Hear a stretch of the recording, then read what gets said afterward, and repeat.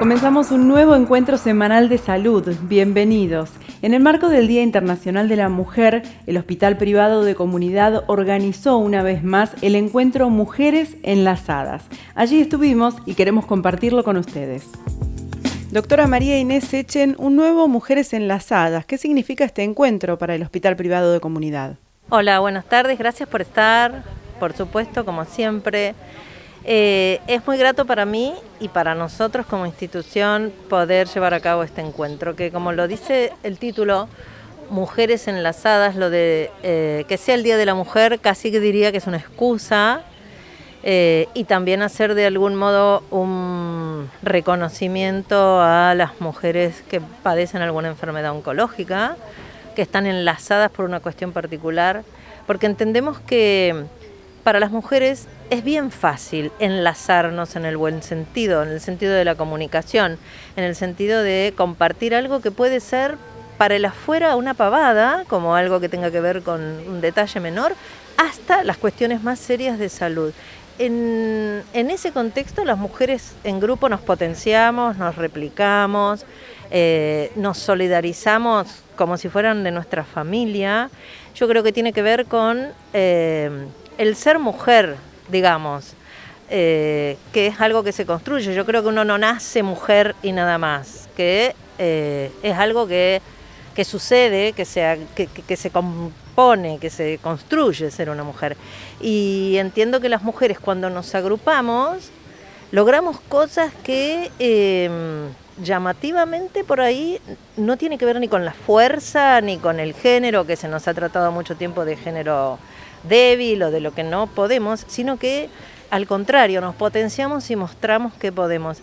Está bueno también aprovechar esta situación para decir que más allá de que sea el Día de la Mujer y conmemoramos eso que nos honra a nosotras ser mujeres, no tiene que ver con una competencia o con un enfrentamiento con el hombre. Me gusta esto decirlo porque hay mujeres, muchas, que me han escrito que no, que el Día de la Mujer no hay que celebrarlo porque te están descalificando, porque quiere decir que los otros días no son. Bueno, yo creo que los años enseñan, porque hace unos cuantos años yo también me enojaba cuando me decían feliz Día de la Mujer. Hoy entendí que es otra cosa y que esa comunidad, esa comunión que las mujeres logramos, los hombres la pueden lograr en un partido de fútbol o en una cancha de fútbol. Nosotros la logramos en la vida y para mí esto es único de la especie femenina, es de la hembra en otras especies y entre nosotros es de la mujer.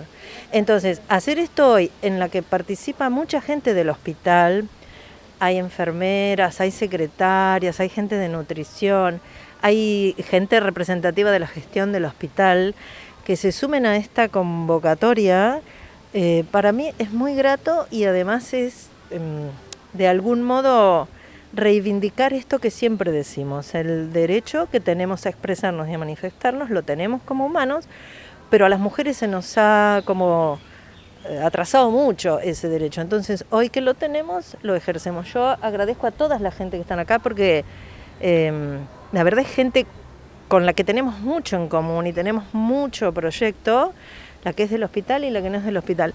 Agradezco infinitamente y la oportunidad que me dan a mí de participar acá, porque bueno, yo soy coordinadora de la sección de psico-oncología del hospital, pero esto va mucho más allá de la psico-oncología y de la enfermedad. Tiene que ver con una cuestión de comunión y de equipo y de lo que podemos juntas, que por ahí por separado es más difícil. Y de acompañarse mutuamente también, porque uno aprende del otro siempre. Por supuesto, no tengo ninguna duda. Acá está la licenciada Glaser, que se esconde siempre porque no quiere hablar, pero es la psicóloga que trabaja en psico-oncología. Y siempre decimos, nosotras nos formamos, hicimos una capacitación académica, pero lo que más sabemos lo aprendimos de los pacientes, en este caso de las pacientes. Nadie que no haya vivido puede contar algunas cosas, pero además tiene que encontrarse en un clima y en un ámbito como para poder compartir cosas que tienen que ver con algo muy profundo, que es la vida y la muerte, nada más y nada menos. Entonces, con ellas aprendemos, en este caso, con las pacientes con cáncer de mama, con ellas aprendemos cada día y yo se los agradezco profundamente. Así que hoy es un gracias gracias de mujeres a mujeres. Estamos también con la licenciada Alejandra Glaser, que nos va a explicar de qué se trata este evento Mujeres Enlazadas. Hola, buenas tardes. Bueno, desde la sección de psico-oncología y junto con el servicio de oncología del hospital, y en este año particular para la fundación y para el hospital, intentamos hacer la celebración de Mujeres Enlazadas, que fue algo que hicimos también el año pasado, con la impronta, digamos, del Día Internacional de la Mujer. Y el objetivo es mujeres, que están las pacientes, pero también están los equipos médicos y los equipos de los profesionales que las atienden a los pacientes, enlazados y hablando de cosas de todos los días, de la enfermedad y de lo que implica ser mujer transitando este proceso. Esa es principalmente la idea, y esto de poder enlazar. Este año, por la cuestión de la pandemia, no pudimos invitar demasiada gente, tampoco pudimos invitar familiares, porque la idea era invitar la paciente más alguien, una mujer que acompañe, pero lo tuvimos que organizar de otra forma, pero igual estamos acá y estamos muy contentos de que hayan venido, y tenemos muchos de los profesionales que también están al lado de las pacientes acompañando.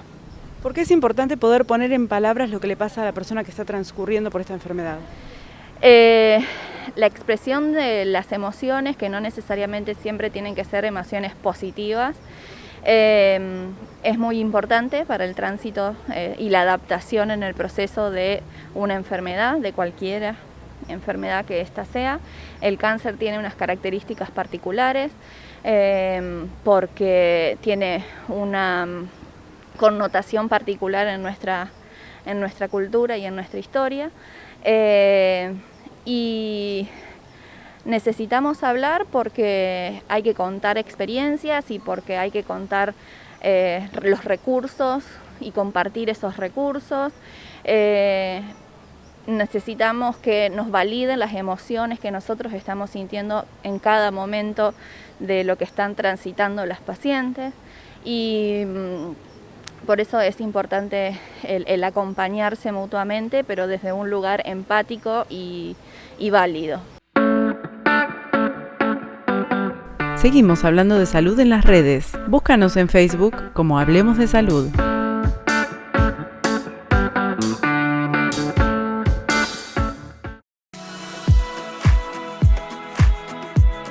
En un mundo que avanza a toda velocidad, es importante contar con un buen plan.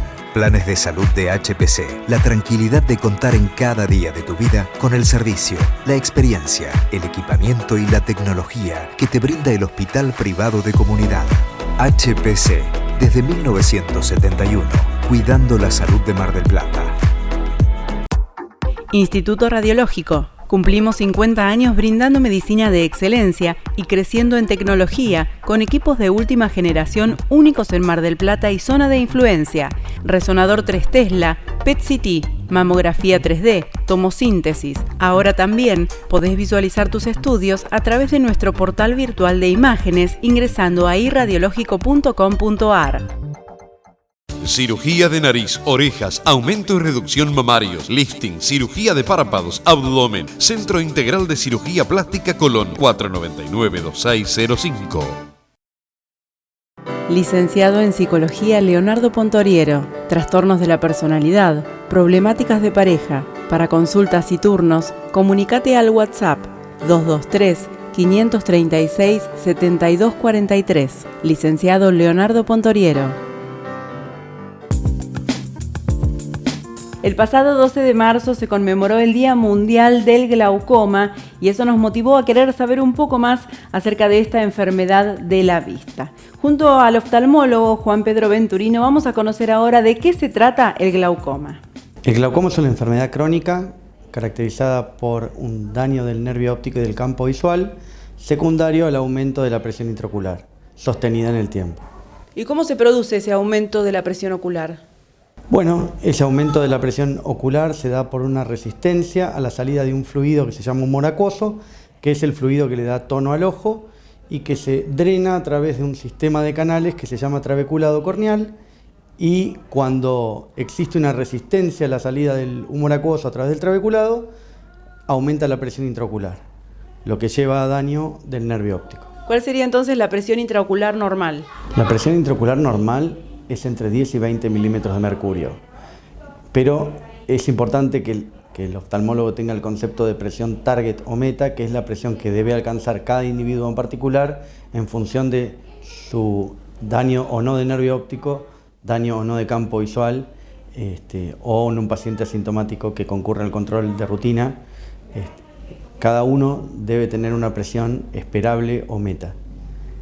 ¿Es frecuente el glaucoma? Sí, es una enfermedad frecuente con un alto componente hereditario que se transmite de padres a hijos y que se puede expresar de diferentes formas, algunos con una enfermedad más suave y otros con una enfermedad más agresiva, y por lo tanto es importante el control de todos los familiares de un paciente que ya tiene el diagnóstico de la enfermedad. ¿Y por qué es un enemigo silencioso? Eso se dice porque al comienzo de la enfermedad no provoca síntomas. El paciente puede tener la presión intraocular elevada y sin embargo no tener daño ni de nervio óptico ni de campo visual, y recién manifiesta síntomas cuando el daño de campo visual le impide realizar ciertas actividades como bajar escalones o percibir objetos de costado y demás. Al comienzo de la enfermedad existe un periodo en el cual hay un aumento de la presión intraocular que puede ser totalmente pasar desapercibido, y cuando ya ese aumento de la presión intraocular se sostiene en el tiempo, hay un daño de nervio óptico, y cuando el daño de nervio óptico se sigue sosteniendo en el tiempo y se mueren más del 40% de las fibras nerviosas del nervio óptico, ya empieza a haber un daño de campo visual. ¿Significa entonces que si la presión está normal no tengo glaucoma? No, nosotros tenemos que controlarle la presión intraocular, pero la toma de presión intraocular es un momento de la película. La presión puede variar a lo largo del día y a lo largo de las semanas. Entonces es importante que el oftalmólogo, aparte de tomar la presión intraocular, se guíe de signos indirectos, por ejemplo, la observación del nervio óptico en el fondo de ojos. Cuando el oftalmólogo detecta algún cambio sutil o avanzado, puede sugerir que tiene la enfermedad y ahí solicita otros estudios más complejos que ayudan a hacer el diagnóstico. Mencionaste el fondo de ojo. ¿Qué importancia tiene este estudio? Es sumamente importante porque es el momento en el que se puede observar, como recién decía, el nervio óptico en vivo y en directo. Entonces, ante un mínimo cambio puede hacer sospechar la presencia de la enfermedad. ¿Cuándo se empiezan a notar las dificultades visuales en el glaucoma? Bueno, cuando ya más del 40% de las fibras nerviosas del nervio óptico se mueren por la enfermedad, por el aumento de la presión intraocular, ya empieza a haber ciertos defectos de campo visual que interfieren con la vida de la persona. No puede bajar bien los escalones porque no calcula los espacios, lo mismo al conducir su vehículo puede no notar que viene otro vehículo de costado, y un montón de situaciones de la vida que molestan al individuo. ¿Por qué los pacientes dudan? Los pacientes dudan porque al comienzo de la enfermedad no suelen tener síntomas, entonces uno le está indicando un tratamiento que molesta, que irrita, con gotas, que tiene su costo, a un paciente que no siente nada, que no nota ninguna dificultad, ni ninguna pérdida de campo visual, ni ninguna disminución de su agudeza visual. Entonces, los pacientes no comprenden el por qué deben medicarse en estadios iniciales de la enfermedad. Diferente es cuando ya el daño de campo visual es lo suficientemente severo como para afectar la vida de la persona. En ese estadio los pacientes lo comprenden perfectamente. ¿Cuándo se comienza con el tratamiento del glaucoma? Bueno, se puede iniciar el tratamiento cuando uno detecta una presión intraocular muy elevada, asociado a los antecedentes familiares. También hay que tener en cuenta si los estudios complementarios como el campo visual arrojaron algún tipo de defecto, o cuando uno observó algún signo indirecto en el nervio óptico de daño por la enfermedad, o cuando uno agrupa varias de estas cosas, toma la decisión de medicarlo con gotas o iniciar un tratamiento con láser, o en casos avanzados uno puede optar por la decisión quirúrgica cuando las gotas no son suficientes para bajar la presión ocular. Seguinos también en Instagram, somos hablemosdesalud.tv.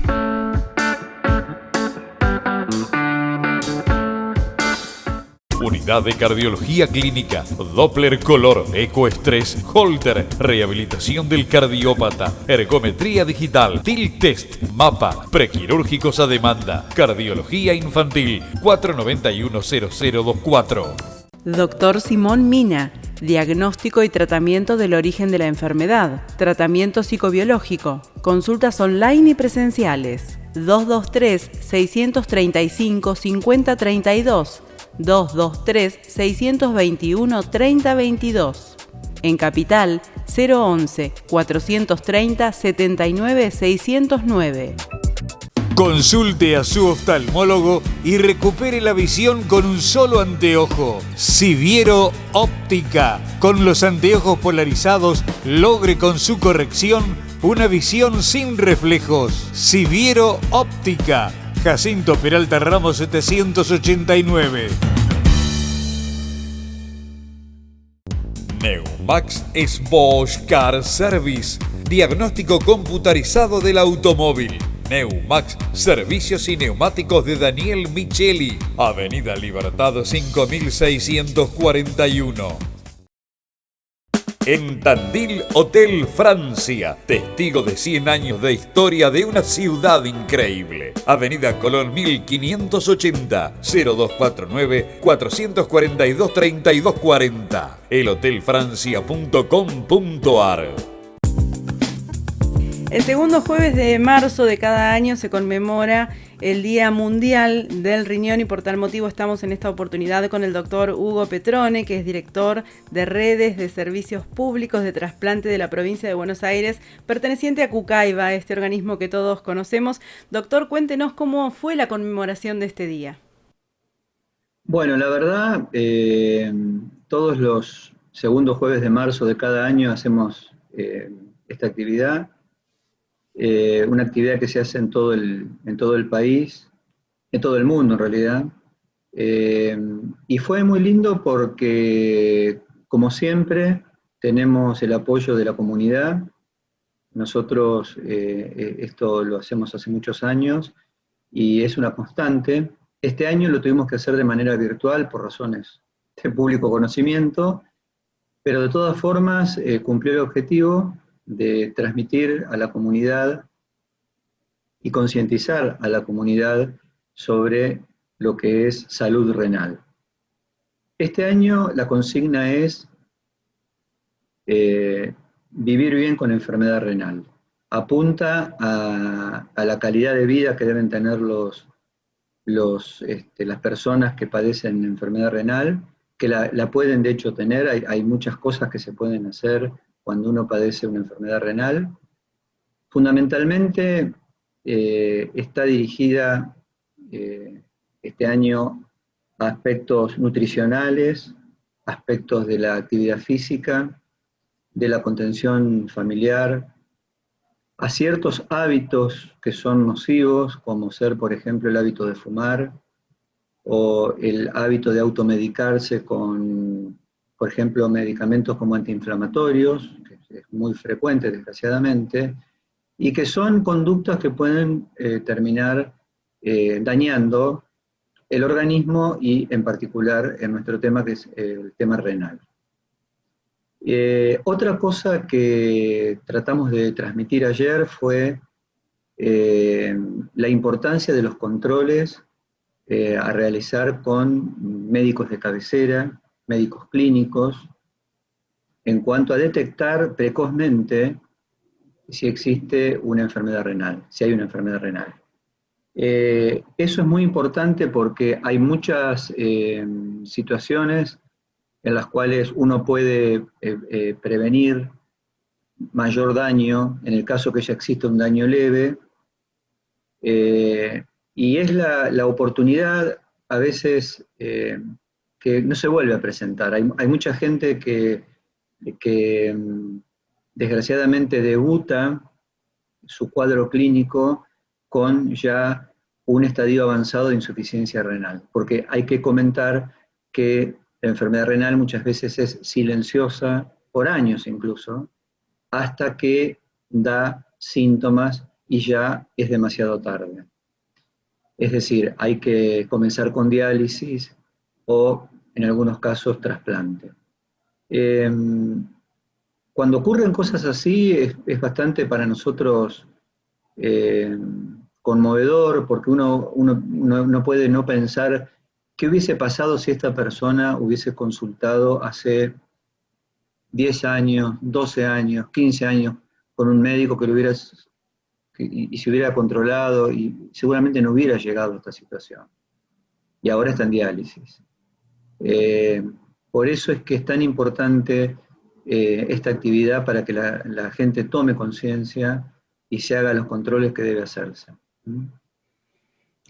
Así que, y siempre tenemos mucha respuesta, y la verdad que para nosotros es importante esto porque actúa como un replicador, es decir, ayer hubo mucha gente conectada y esa gente seguro, hubo un lindo intercambio también entre nosotros, y hubo en el panel un licenciado en educación física y una licenciada en nutrición, y hubo psicólogos también que participaron. Y esto actúa también como replicador en su núcleo familiar, en su núcleo de trabajo, con sus amigos. Esto que se habló ayer se transmite a la familia, al círculo cercano y entonces eso hace que la gente transmita esto y piense, me tengo que controlar, cuánto hace que no voy al médico, cuánto hace que no me tomo la presión, estoy excedido de peso y yo sé que estoy excedido de peso y que tengo que hacer dieta y más actividad física y no lo hago, siempre tengo, digamos, una excusa para no hacerlo. Entonces, esto nos hace tomar conciencia y de ahí la importancia de conmemorar este día. Más allá del control médico, porque usted recién mencionaba esta cuestión de que hay mucha gente que llega tarde al diagnóstico o cuando ya hay muy poco por hacer. Digo, ¿qué cosas fundamentales tendríamos que tener en cuenta en nuestra vida cotidiana para evitar llegar tarde al diagnóstico? Bueno, hay dos cuestiones: estilo de vida saludable y controles médicos. Si uno tiene un estilo de vida saludable y va al médico regularmente, es muy poco probable que se escapen cosas. En cuanto al estilo de vida saludable, es importante tratar de no estar excedido de peso, de ingerir poca sal, es decir, evitar las comidas muy saladas o muy ricas en grasas, evitar las carnes, que la dieta sea muy abundante en carnes rojas, sino más bien en frutas y verduras, digamos. No fumar directamente. El hábito de fumar es muy malo para muchas cosas, así que no fumar. No automedicarse, como comentábamos, con medicamentos antiinflamatorios, por ejemplo. Mantener un buen estado de hidratación, esto es muy importante. Ingerir líquido, agua, que es lo más sano de todo. Especialmente cuando uno hace actividad física, en verano, uno tiene que ingerir en total, ahí van también si uno toma té, si toma lácteos, etcétera, ingerir por lo menos 1 litro, 1,5 litros de agua por día, puede ser más, si uno, digamos, está expuesto a altas temperaturas o practica deportes o algo, puede ser necesaria más cantidad. Hacer actividad física aeróbica en forma regular, de acuerdo a la edad y a las condiciones. Puede ser desde caminar hasta, si es una persona joven, andar en bicicleta, nadar, correr, bueno, en fin, eso depende de cada uno. Pero lo importante es actividad física aeróbica regular. Lo ideal serían 30 minutos todos los días. Y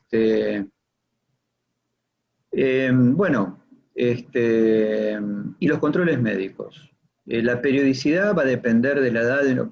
No es lo mismo la cantidad de controles de una persona joven y sana, que por ahí con ir cada 5 años a ver a su médico clínico, si no hay en el medio ninguna eventualidad, está bien, que una persona mayor, por ejemplo, de 50 años, donde lo deseable es que una vez por año se controle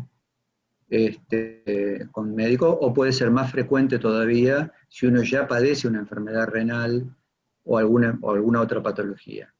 Y por supuesto acá son muy importantes los médicos clínicos, los médicos de cabecera, y si se detecta una enfermedad renal, va a participar seguramente un nefrólogo, que es un especialista en problemas de riñón, y según el tipo de problema también a veces un urólogo, que es un especialista en vías urinarias, que también pueden ser causa de enfermedad renal secundario al problema urológico. Pero bueno, eso se ve en cada situación, pero fundamental no puede faltar el médico de cabecera, el médico clínico y los controles. ¿Cómo es el acompañamiento de la familia en un paciente renal? Bueno, el enfermo renal, bueno, la familia siempre te debe acompañar y contener, tiene que ayudarnos. Fíjate que estamos hablando de muchas cuestiones que tienen que ver con la dieta, que tienen que ver con hábitos. Por ejemplo, yo le digo, vamos a todos casos, suposiciones. La persona tiene presión alta, tiene algún problema ya inicial renal, fuma, le indicamos que deje de fumar. Si la mujer fuma también y sigue fumando, va a ser mucho más complicado que esa persona pueda abandonar el hábito, porque tiene la tentación ahí conviviendo las 24 horas. Doy un ejemplo de cómo la familia tiene que acompañar, la familia no tiene que ocultar, por ejemplo, si la familia ve que consumen excesos antiinflamatorios, tiene que decirnos a los médicos, mire, doctor, él no se lo dice, pero todos los días se toma un ibuprofeno porque le duele la cabeza, por ejemplo. O si la familia ve que no cumple, él está en tratamiento por la presión y come, muchas veces ellos o sus convivientes son los que cocinan, ahí es muy importante, y hablamos de si tiene presión alta tiene que comer sin sal o con muy poca cantidad, ahí es muy importante cómo se elaboran los alimentos. Bueno, y después acompañarlo a las consultas. Para nosotros la visión que tiene el familiar es muy importante, porque puede estar detectando cosas que a veces la persona, el paciente subestima, así que el acompañamiento es muy, muy importante. Bueno, ni hablar cuando ya pasamos a situaciones como diálisis o trasplante, donde ahí la familia es fundamental, es parte del equipo, así como hay un equipo médico, el equipo de contención es la familia, es muy importante. Así que hay casi en las personas que ya están en diálisis o que tienen cuadros avanzados, los cuadros depresivos son muy frecuentes, esa sensación que tiene la persona de no poder trabajar, de haber sido sustento de la casa y ya no poder serlo. Bueno, ahí es fundamental el apoyo familiar también. Así que la familia es extraordinariamente importante en todo esto. Doctor, nosotros sí. los hacemos integrantes del equipo de la familia. Se forma parte de nuestro equipo, juega para nosotros. Estamos todos juntos en un equipo, incluido el paciente.